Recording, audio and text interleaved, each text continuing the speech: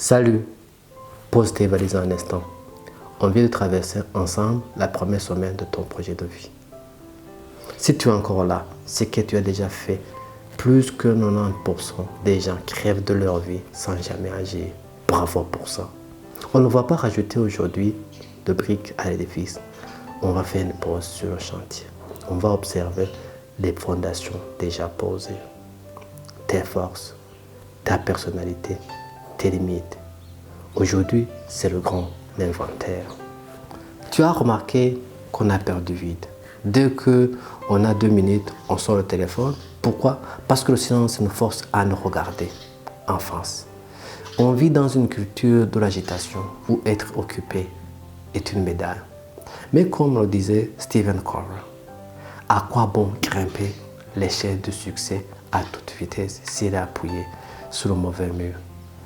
S'opposer pour faire le point, ce n'est pas une perte de temps, c'est un acte de rébellion contre le pilotage automatique. C'est le moment où tu vérifies si tes actions de la semaine ont vraiment servi tes envies profondes ou si tu as juste éteint des incendies. Sans cette pause, tu n'es pas l'architecte, tu es juste l'ouvrier qui suit des ordres qui ne comprend plus. Faire le point, c'est observer ses pensées comme on regarde la météo. Tiens, cette semaine, je me suis senti frustré mardi. Pourquoi? C'est cette discussion avec mon collègue qui m'a redonné une énergie forte. Qu'est-ce que ça dit de moi?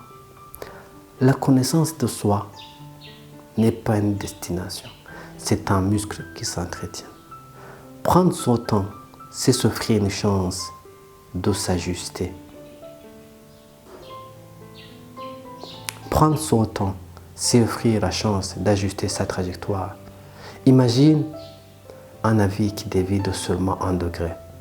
Au bout d'un mois de mer, il finit à des centaines de kilomètres de sa destination. Aujourd'hui, on règle le compas pour être sûr que demain, tu navigues vers ta propre île et pas celle du voisin. Ton action du jour, je veux que tu t'offres 15 minutes de tête-à-tête avec toi-même. Prends une feuille blanche et réponds sans filtre. Comment je me sens là tout de suite? Qu'est-ce qui m'a fait vivre cette semaine? Qu'est-ce que je ne veux plus accepter? Écris tout, même ce qui te semble bête. C'est la matière première de ta transformation. On se retrouve pour la 2e semaine avec un sujet vital, tes valeurs non négociables. Restez curieux, restez vrai.